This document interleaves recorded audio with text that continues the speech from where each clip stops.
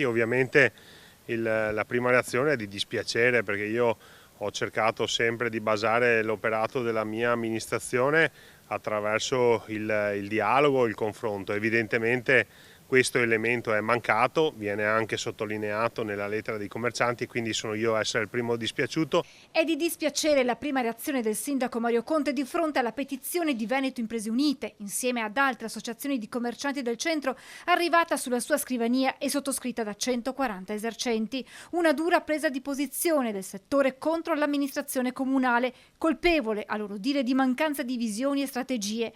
Dai parcheggi agli eventi sportivi che paralizzano la città. Il primo cittadino, recepite le osservazioni, si dice pronto a mettersi in moto in prima persona per recuperare il rapporto con i commercianti. Ci sono alcuni punti tematici, alcuni che condivido, alcuni sui quali possiamo lavorare, alcuni sui quali invece dobbiamo discutere in modo approfondito, però non deve mancare mai il confronto e tra le righe mi viene evidenziato che c'è proprio questa mancanza di un punto di riferimento all'interno dell'amministrazione. Quindi sarà mia cura adesso sentire tutti i rappresentanti del tavolo del commercio in forma privata per capire se questo sentiment è diffuso, e poi farò le mie valutazioni, fermo restando che già dai prossimi giorni comincerò un'azione importante di ricucitura con i commercianti in prima persona. La mancanza di un punto di riferimento per gli esercenti all'interno dell'amministrazione è una delle osservazioni raccolte nella petizione, e tra le righe impossibile non leggere il nome dell'assessore di riferimento Vettoretti.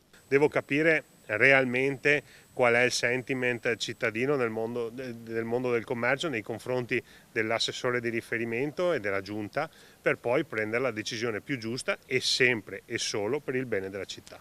Prima dunque un confronto con i commercianti, poi un'analisi tutta interna alla giunta, con Conte che non esclude cambiamenti nella sua squadra.